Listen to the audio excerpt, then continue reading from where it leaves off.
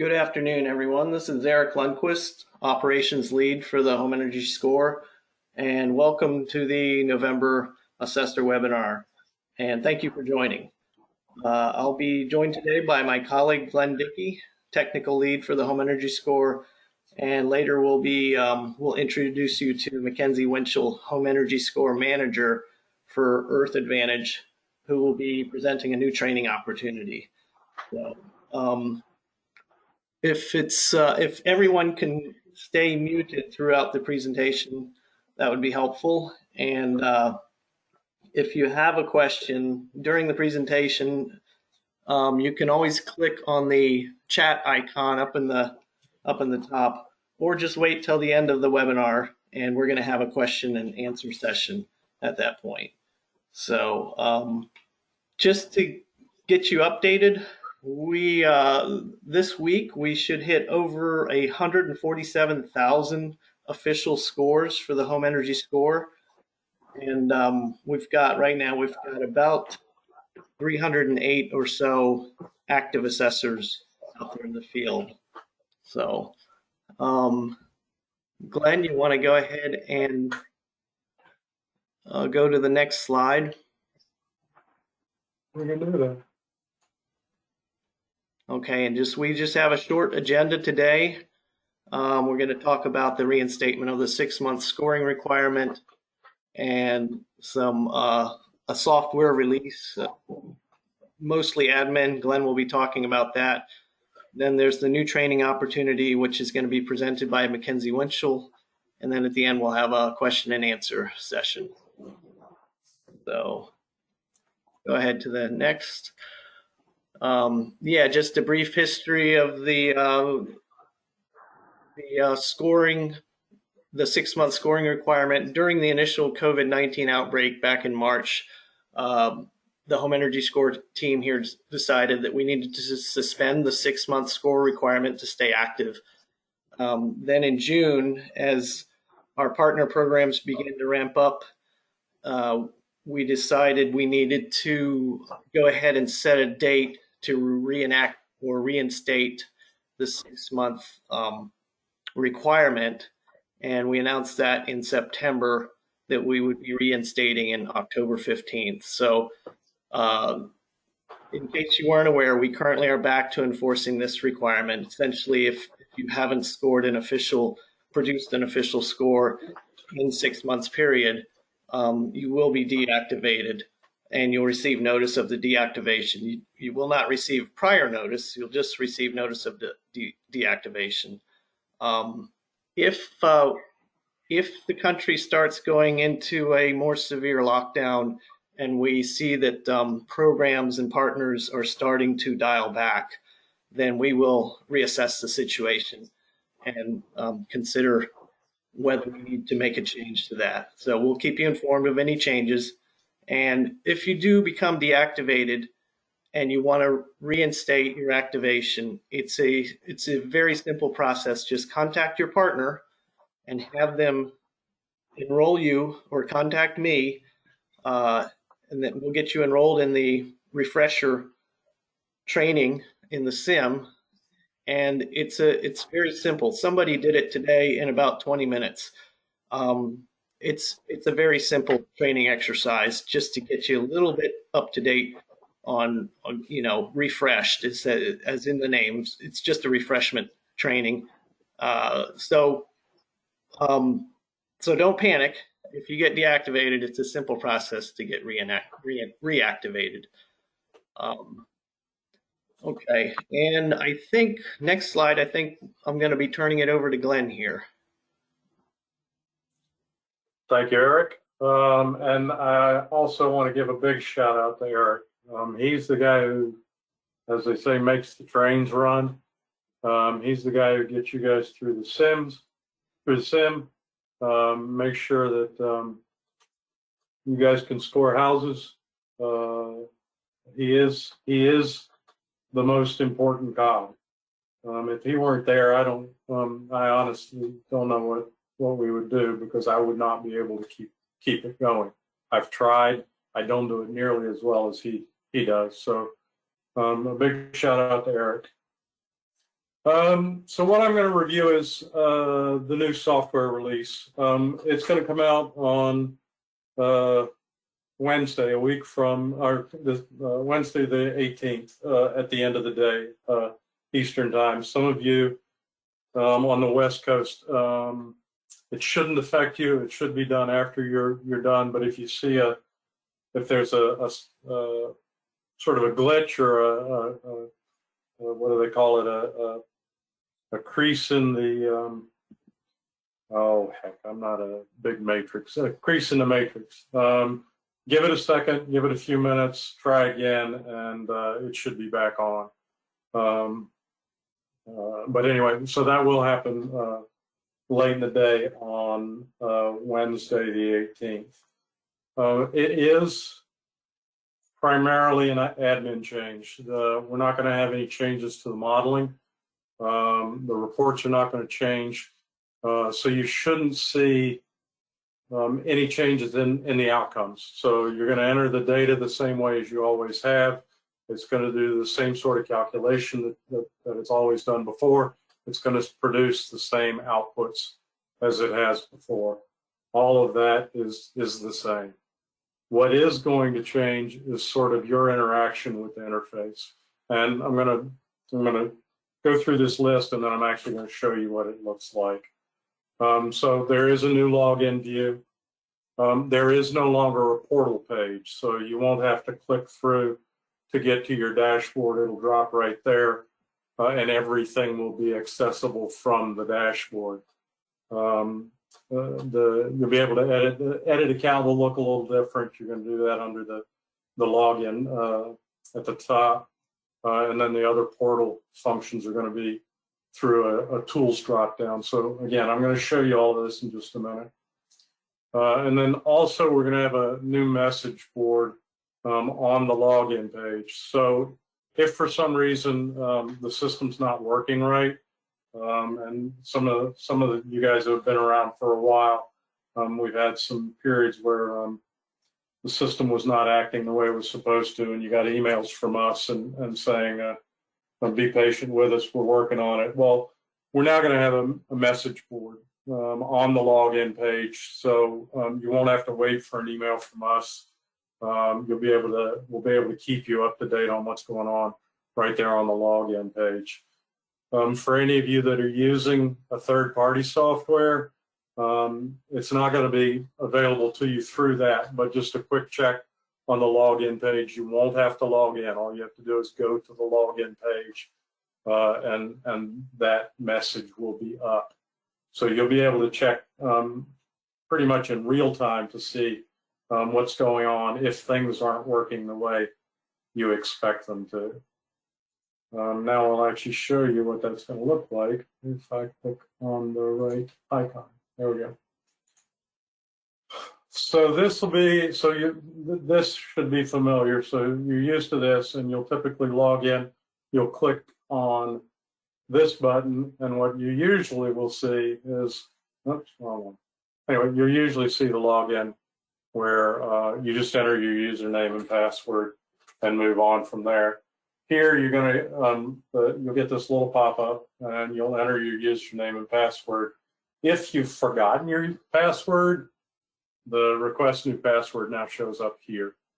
And that works just like it always has. You're going to click there, you're going to give either your username or your Assessor ID or your email address, and it will send you directions on how to get to, how to reset your password. But login will be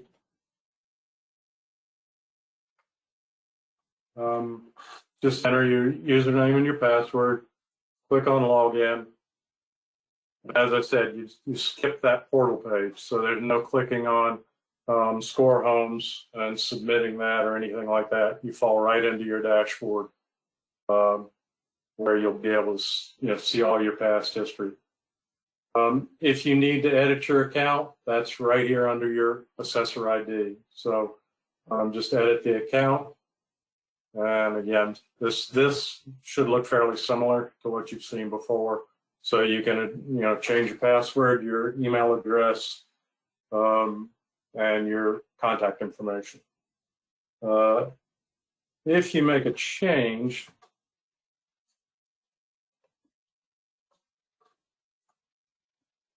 and you'll just click, once you've made your changes, click on save, and it will give you the check mark to indicate that it's accepted those changes. If a red X comes up, then it's unhappy with something that you've done. Go back and look at it and make the needed corrections to get it straightened out. Under the Assessor Tools dropdown, this is the stuff that was under the portal. So again, we've got if you need the data collection sheet, it's there. The link back to the DOE Home Energy Score program page at energy.gov, our sample label. If your partner allows you to take advantage of our find an assessor functionality, then this is now where you will edit that information. And it looks very similar to your account information, but you can make this different. This doesn't have to be the same. This is enter the information as you want it to appear on the find an assessor page. So your full name may not be your name. It may be your company name. It may be a general email address as opposed to your personal email address. You can make this whatever you want it to be. And again, once you're done, click save, and back. We'll take you back to your dashboard. And then the resources are here as well. So you're getting, and I want to remind people too that if you're ever looking for something and you're not sure, documentation, whether it be the data entry guidelines, how to use the dashboards, all of the most recent documents are under our Getting Started package, under the Assessor Tools, under the Resources drop down in the Assessor Tools. So this is the first place to look if you're having trouble finding something, or trying to figure out how to do something. That all should be here. If you go here and you can't find what you're looking for, then obviously contact Eric at assessor@ee.doe.gov. And then, as I said, everything else here looks pretty much the same as it always has. One thing I wanted to demo here, I don't know if everybody's run into this, but back in March we had a new assessment, or we had a software upgrade. And one of the things that we did there was make it so that you were made aware of a duplicate score. And I just want to make sure, if you haven't seen this, I want to show it to you. If you have, I'd be curious to see how it's worked out for you, and we'll discuss that towards the end. I know this is an address that already exists in the system. At least it did when I tested it earlier. And so yeah, it worked. So this indicates that this score already exists in the Home Energy Score system. And it gives you an opportunity to take a look at it. And then from here, based on what this shows you, you need to select a different assessment type.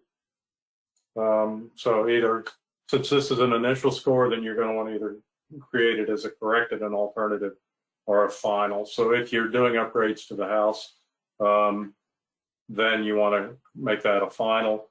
If this is not quite, if what's there is not quite what you saw, then start off with then generate a corrected score.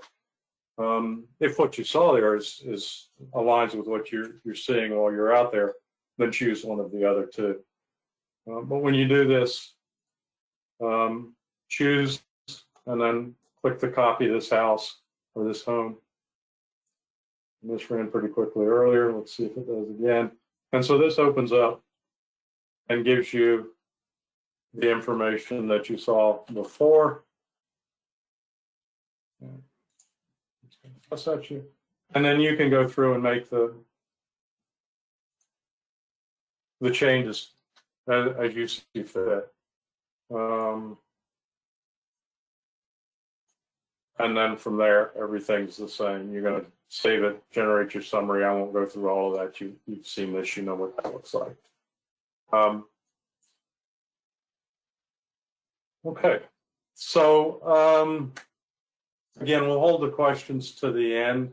It looks like we've already got some chat. Well, Eric, are there any chat questions that we should address now? There's a couple I think we'll address at the end. There is one we can address now. Lauren Fink asked if there is an accessory dwelling unit at the same address. How can the system accommodate this second unit?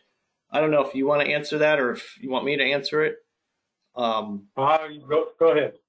Well, at least what we've been telling people, and I think it's in the data entry guidelines, is to assign that second unit assign a slightly different address. In other words, append an A to the address. So if it's 3501 Epsilon Place, you'd call it 3501A to distinguish it from the main dwelling, since they'd have you'd be doing different scores on the two dwellings. So just basically assign it a slightly different address. I think with the validation, that should still work fine, shouldn't it, Glenn? It will. It may tell you that the address is not quite right, and in which case then you just override it. You tell it, no, use the address I entered as opposed to what it's trying to change to. Right. And I think we'll address the other chat questions at the end in the question and answer session. Okay. So we can go to, if you want to switch back to there. Yep. There. Okay, so we're back there. Okay. And Eric, can you make her a presenter? It's yes. Taking me a minute to find her. Yeah, I've got it. So I'd like to introduce you to Mackenzie Winchell. She's the Home Energy Score Manager with Earth Advantage.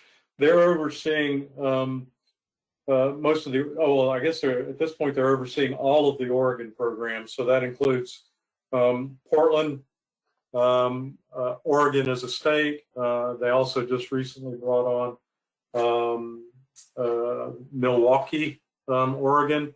So they're very active overseeing, I've lost track of how many assessors they have. But they've also been working on some new some new training that we're going to let her talk to you about. And I guess take it away, Mackenzie. Great. Thank you for the intro, Glenn. Can everybody hear me okay? Yes. Yeah. Perfect. Great. Okay. Yeah. Well, with that, as Glenn mentioned, I work with a company called Earth Advantage. My name is Mackenzie Winchell. I'm the Home Energy Score Manager here. We work with several programs, as they mentioned. And just a quick intro in terms of who Earth Advantage is for those of you that don't know. We, as a nonprofit in Portland, Oregon, provide knowledge to building professionals and information to consumers through certification programs, research, education, and software development, ultimately with the goal to accelerate the building industry's adoption of sustainable practices. And so energy labeling and home energy score plays a big part of that. And one of the ways that there are several ways we're working with energy labeling and home energy score specifically. First, we do a lot of quality assurance with program partners, including City of Portland, Oregon, Oregon-wide, and NYSERDA programs in New York, both remotely and in person, as I mentioned. We also have developed the Green Building Registry software application, and this is utilized in our scoring workflow with the partners we work with. And then we also provide technical consulting for municipalities and local government entities interested in implementing scoring policies. So we think we're seeing more and more programs and initiatives occurring nationwide, which has been really exciting. So back when I started working with Earth Advantage, which was over 10 years ago now, we were starting to do research, and I was part of a research team in energy scoring.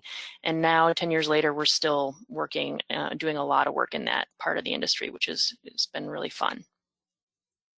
So with that, I'm going to talk to you about two things today: the training series that we are offering in the next few months, as well as some program evaluation findings that the City of Portland had when they completed their program evaluation earlier last month.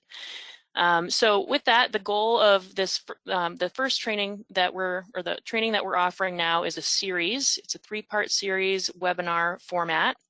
It's free, so we're excited to be sharing the opportunity with you today. And ultimately, we really thought of this as providing a few goals for home energy assessors. One, we wanted to provide a training that would allow you to get a deeper understanding of installation considerations for energy upgrades, be able to communicate these effectively with the clients that you serve, getting you aware of some of the tools that HES provides to grow your assessment business and to help accelerate, ultimately to help accelerate conversions of home energy assessments that you're doing to home energy upgrades. So the point is, we know everyone's doing assessments, and how can we get those into motivating clients to do the upgrades if they're interested. And, as a quality assurance provider, I'm really excited about these trainings because as we've seen assessors come in and train them, we've seen a passionate group of people get a good, some of a foundation of building science knowledge, but now we're seeing that we want to help provide them continued education. And I think that this training format really can help provide that to them now and in the future. And some logistics about the training. Like I said, it's a 3-part series, 3 modules, live webinar, free of charge. I forgot to mention previously that it's funded by the Pacific Northwest National Labs, and also supported by US DOE Home Energy Scoring Team. The primary audience are home energy assessors. However, that said, we really think that this training is valuable for a wider range of professionals. Just today, on one of our trainings, we had a wide range of folks. We had energy auditors, we had QA advisors, we had program managers, assessors, and contractors. So we feel like this could be really valuable for anybody who's interested on this call. Like I said, each module is 2 hours in length, and we're offering each series. So there's 2 series. One, they're the same. Both one series is in November, and we're about partway through. We're 2 out of the 3 modules done in November, and then we're going to offer another series in January, starting January 14th. So it'll be January 14th, 21st, and 28th. You can register at our website, and you have to register for each module that you're interested. So feel free to register for one or all 3 by going to this link here. I know that Glenn mentioned he's going to be sending out probably a recording or a slide or maybe a PDF that has this link in there as well. And you can always go to our website, earthadvantage.org, to the course page and register there as well. Anyway, just really excited about the opportunity to share with you, and I hope you all can join us. Mackenzie, are there BPI credits for this? Great question, Glenn. Yes, there are. So we do offer continuing education units for BPI. Also, if you are, we're based out of Oregon, and so we are able to get contractors based in Oregon our CCB credits, which is our contractors board, our state licensed contractor board. So we hope that will help folks keep their continuing education credits going.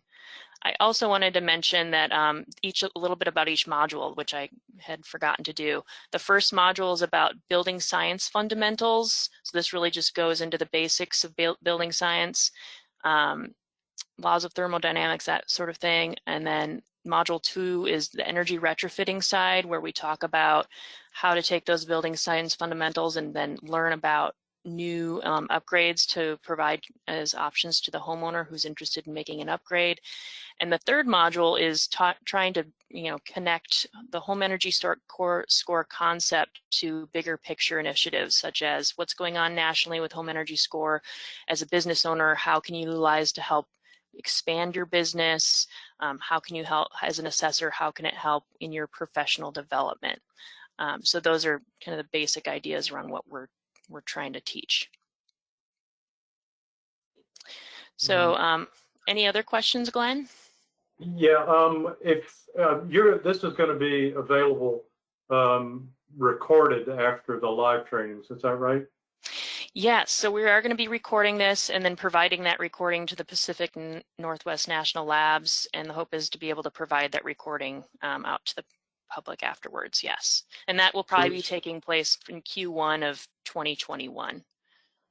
So I don't know the details now, but in all likelihood that we'll provide that link through Home Energy Score somehow. Like I said, at this point, we're not that far along, but so if guys, so our assessors, if you can't get to one of the live ones, it will be, we will make it available through the recording. Great. Okay, before I move on to the evaluation summary, are there any other scoring or training questions that came through? Yeah, in the chat, there's a couple on, I believe this is on module 3. Does it look at ventilation, filtration, water conservation, solar, and what is the big picture? Yeah, good question. So the ventilation, air quality, those sorts of things, we're mostly going to be looking at those in the energy retrofitting module in module 2. So we talk about ways to retrofit the home from an energy perspective, but complementing that, we also know it's really important to focus on ventilation and air quality. And so we also do have some slides on that cover that. Solar as well. And then the bigger picture really is about, so let's say you're an assessor doing the home energy score. What is going on nationally in the landscape of home energy labeling? What programs are developing and building policies? What utilities are working with home energy score to bring that into their utility programs as part of their offerings? That's one piece of the big picture. Another piece of the big picture is what professional development opportunities are there for me as a home energy assessor beyond just the scoring? Maybe it's getting into consulting. Maybe it's broadening into QA. Maybe it's doing more ratings for other rating programs. And then in addition to that, beyond the professional development, we want this to also say, okay, how can you help motivate your customers with home energy score, whether your customers be a homeowner, a realtor, a remodeler, the other audiences, and how can you utilize it as a tool to expand your business? Hopefully that helps address your question.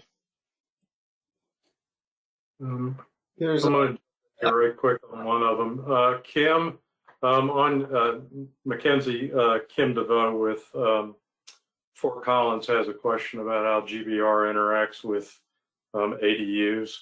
I'm going to leave that for you guys to connect directly on. So sure. Kim, talk with Mackenzie about how to address that, those outbuildings in GBR. Yep. Thanks, Glenn.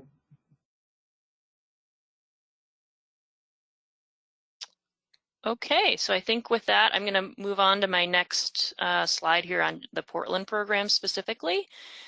So Portland, Oregon program has been implementing an home energy score mandate for homes to have an energy score or home energy score at time of listing their home for sale in the public advertisement.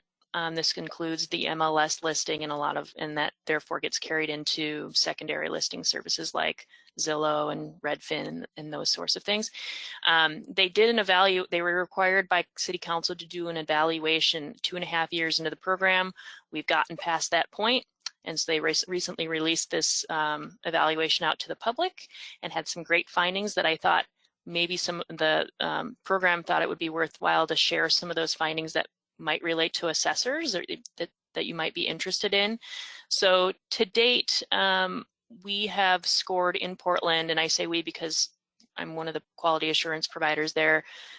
We've scored over 20,000 homes during the launch from the launch of the program to date, and the program has found that real estate transactions have continued without much disruption. In other words, one of the things, the major concerns that we had, prior to launching the program, the real estate community did have some concerns about the launch of the program. And what was found is that a lot of those concerns didn't end up coming to fruition.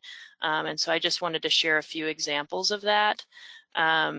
So one of the concerns was the home energy assessment maybe not being able to be scheduled in a quick enough turnaround time and therefore impacting the listing for sale, the home's ability to be listed quickly.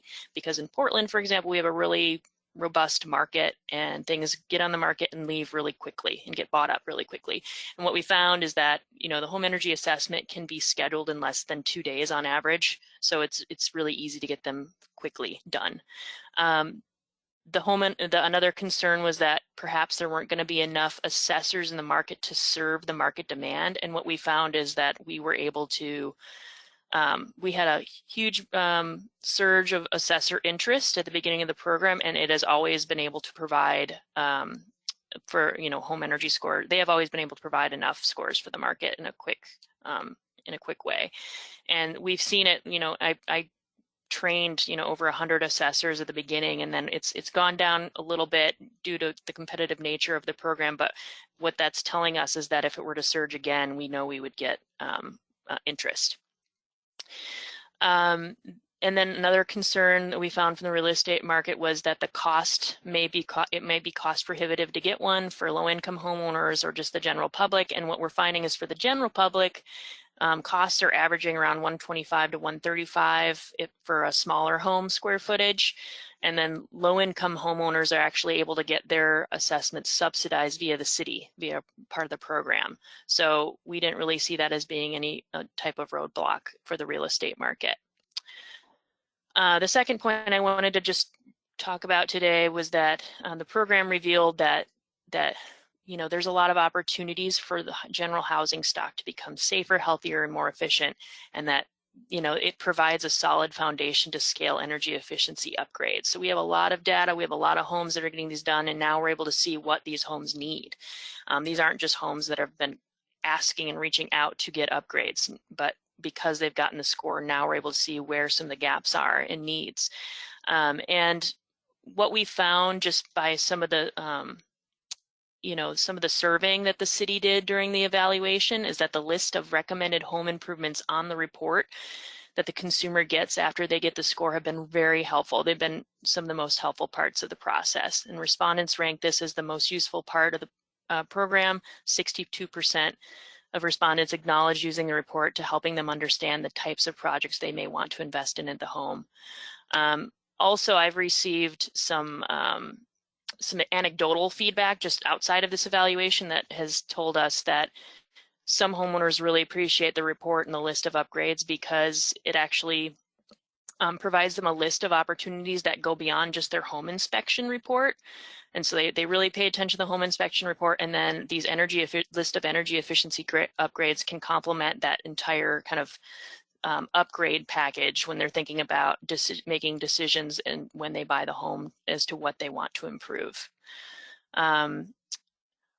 Another point to bring up is that buyers are starting to, the evaluation found that buyers are starting to reference the report in their negotiations process with the home seller when they're figuring out whether they want to buy the home, and that also during this evaluation, Fannie Mae has been a lending product that has been made available to the market, and this product basically includes home energy score and can be utilized at time of the mortgage or during a refi transaction for the buyer. Lastly, I wanted to mention that the evaluation shows that it's been launched in the city of Portland, but other programs in Oregon have been trying to model this approach. So we just recently launched the city of Milwaukee, which is a suburb of Portland, Oregon, back in, I believe, October 1st. And then statewide, there's been a launch. It's a voluntary, that one was a mandatory policy similar to Portland. And then statewide, we've launched a voluntary program where cities and other, jurisdictions in general can plug into that system and have a similar process set up as we do in Portland. So with that, those were my main points on the program evaluation. Happy to take any questions. Mackenzie, one of the questions is, do you see home inspectors offering it as an add-on to keep the cost down since they will be there anyway? Do they upcharge, or are they just doing it because it is the right thing to do?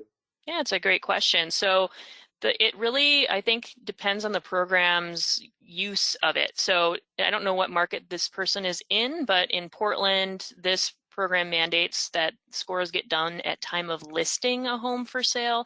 So the score actually gets done upstream from a typical home inspection, which is usually done with the buyer client at time of sale. So we have trained home inspectors to do home energy scores, and they have utilized them as part of that process when they go in with the seller to maybe do a pre-inspection of the home before it's listed. However, that's not the bulk of their business. So that in Portland, I would say it's been a minimal use. That said, we have home inspectors that go in and look at the report in Portland, that sometimes look at it to see what the home conditions are when they're out in the field and talk to us about those. So it's accessible to them to use as a reference point. I would say that if the market is more open where they're operating and they want to utilize it as part of their services, I think that's a great idea, and they could probably upsell it, if I would recommend trying that at least. So because I think it's a good complement to the home inspection process. Mackenzie, I think this one is for you. Brett, let me know if it's not. The question is, are you looking at getting realtor or appraiser certified? Realtor appraiser certified. I think I might need more information. So are you talking about for home energy hold score? On, Mackenzie. Brett, why don't you clarify this one? I don't want to act as interpreter.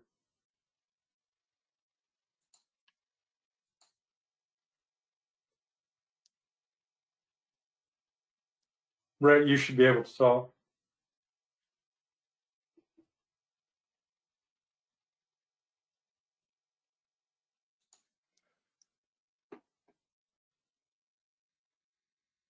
It says, apparently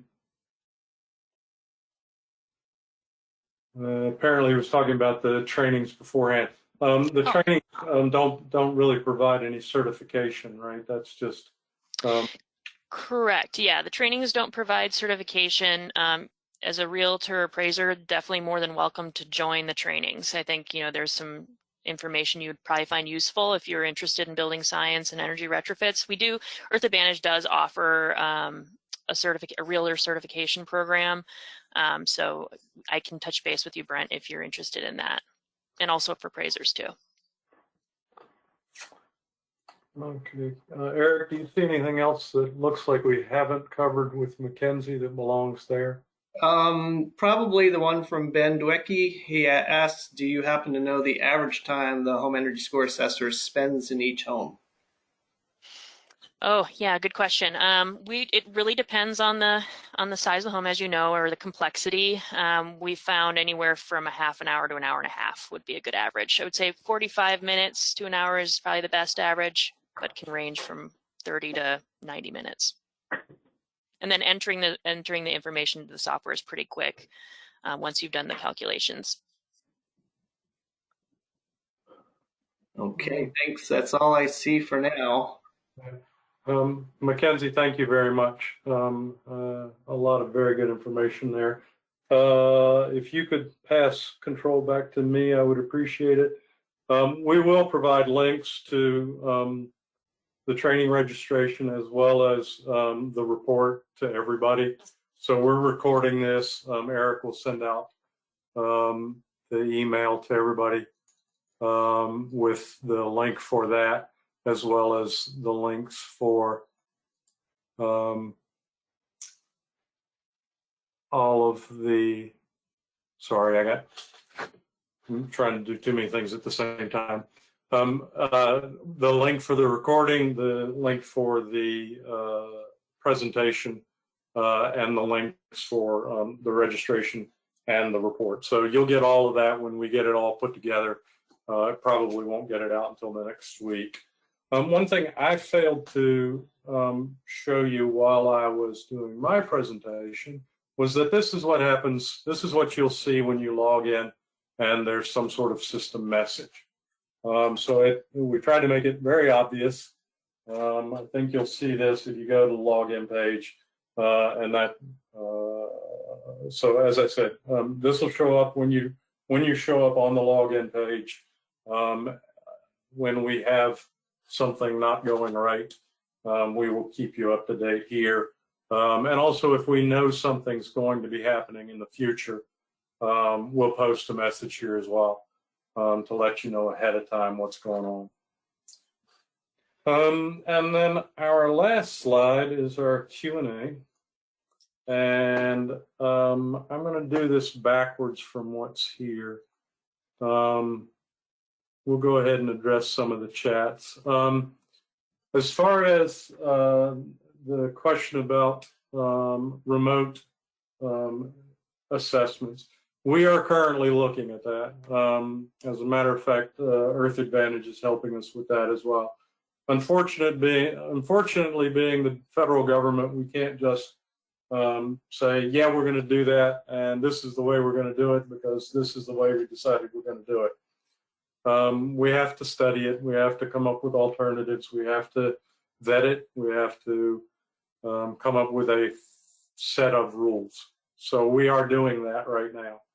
I don't have a timeline for when we will have something that will give you a process or a procedure by which you can do remote or virtual assessments, but we are working on it. Eric, if you can help me with whatever else I need to get here. Yeah, I just wanted to also mention that the things you've been demonstrating about the changes to those minor changes that are coming along with that message screen, it most likely won't affect users that are using a third-party app. And correct me if I'm wrong on that, Glenn, but these changes are coming to our website, but if you're using a third-party app, they probably won't have any effect on that app or change anything there.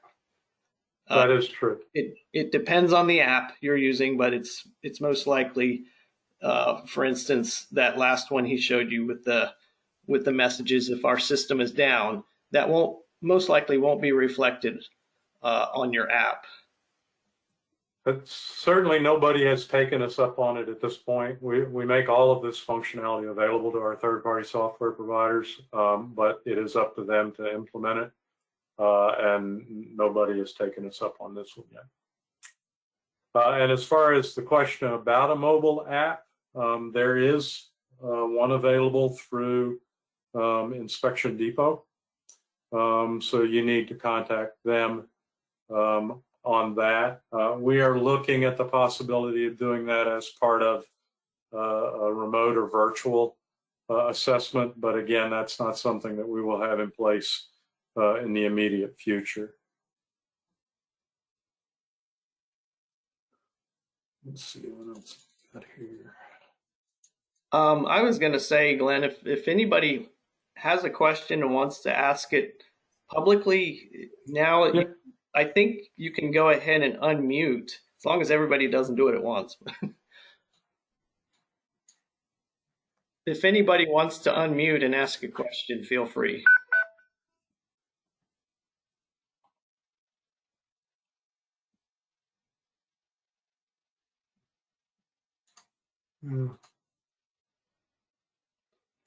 Okay. So the question about marketing in here, unfortunately, you've asked the wrong people because Eric and I are not on the cutting edge of marketing capabilities.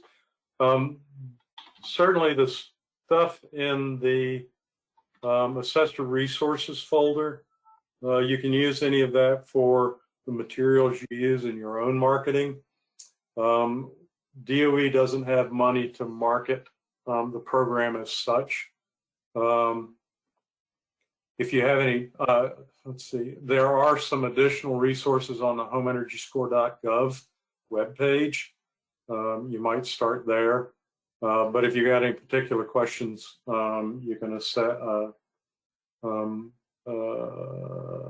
contact us through assessor@ee.doe.gov, and we'll get it to somebody who might be a little better at providing that kind of help. Question here from Ralph Valente. Does the DOE calculator still have the option to derate heating system efficiency /AFUE? It does not. That was originally put in place because of some guidance. This again is where the government uses research and studies to make decisions. And when we started this program, the guidance from a program called Building America was that those should be derated. After further study,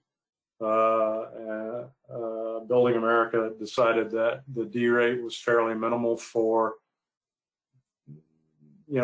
equipment that at least is in a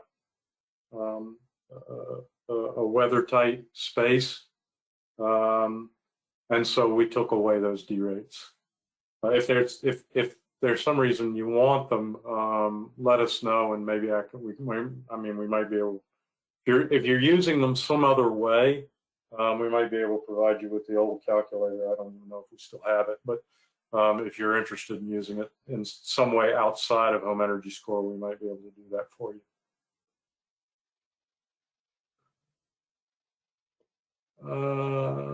Okay. Well, now it's my turn to ask a question, and you can respond. Unfortunately, this version of GoToMeeting that we're using doesn't support polls, so you can respond either in a chat or through unmuting yourself. But how has COVID affected your work? I mean, we do know that in the Upper Peninsula of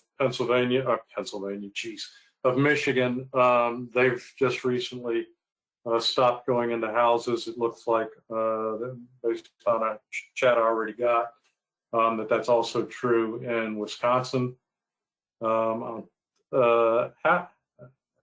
is it affecting? How are things going elsewhere? And as far as that goes, how are things going for the actual people in the field? Are they dressed in full PPE? Are they only wearing masks? Are they requiring homeowners to wear masks? I know at least one program is requiring that the homeowner be masked while the assessor's in the house. Anybody who's willing to provide some information, we're interested.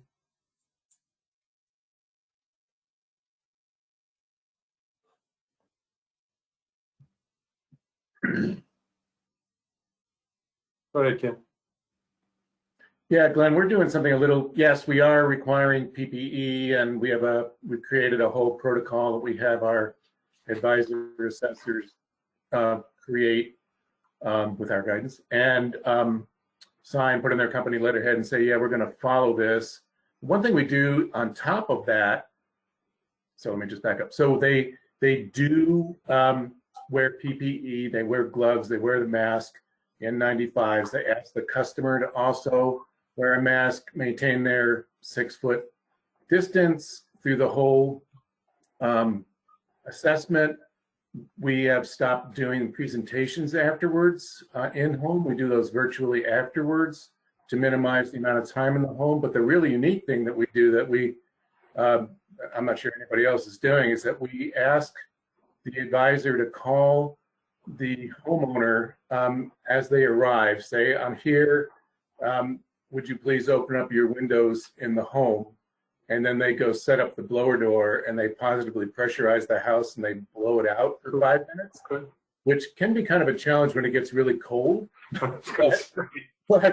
But I mean, since we know the studies are saying that, transmission is primarily airborne, we think that really gives them an extra level of protection. And luckily in Colorado, we are pretty moderate winter climate here. I mean, it warms up pretty good, pretty quickly when the sun comes out. So that's, I just thought I'd share because that's kind of different than what anybody else I know is doing. Yeah, no, that is news. I had not heard that. The one thing I would suggest is don't do that on design condition days. The HVAC may never take it. Yeah. Thank you. I do appreciate that. You bet. We got some responses in chat. Glenn, you want me to read those off? Sure, go ahead. Deb Winnett says, I'm a realtor as well as seeing both masks, no mask from people. Brett Little at GHI says, we are telling all our assessors to wear N95, have all windows open and ventilation systems running, and ask the customer to evacuate 3 hours before the assessment and not come back till 3 hours after. That is what we suggest, but assessors are not employed by us, so they can do what they want. And Brian Haggerty at PSEG says, in his program, everyone is to be masked. We enter after asking some pre-clearance questions. There also cannot be too many people in the home to try to maintain social distancing. And Deb Winnett went on to comment, had a call from someone yesterday to ask about getting a home energy score and then told me she had COVID. Yeah, that would be a red flag. Yeah, at least she told you. Yeah, good thing they did. Yes. But that's, yeah, that was our responses so far. So thank you all for responding. No, that's good to hear. For some of you older people, there was a show called Hill Street Blues, and it always, after the initial introduction, they always said, stay safe out there. So that goes doubly for you guys. And do keep us up to date on what's going on with you. Always email your questions to assessor@ee.doe.gov. You're most likely to get the quickest, best response from there. Eric watches that mailbox pretty faithfully and is good at getting back to people pretty quickly. When he's not there, I try to do it, but I'm not near as effective. But again, it's still best to go there first. Thanks for showing up. We had a big crowd. We had at the peak, we had over 60 people. It was a lot more than I expected. As always, thank you for doing the work that you do. Eric and I wouldn't have jobs if you guys weren't out there doing it. And obviously, it's all about Eric and myself. But seriously, DOE does thank you. We have a long view of this. Hopefully we get through this COVID before very long. It looks like we have a new administration coming in that may be a little more interested in climate change and energy efficiency. Those are all good things. So we'll proceed to move forward. Thank you all, and we'll send out the link and to the recording and the presentations probably next week. Thank you all. Thanks, everybody. Take care. Be safe.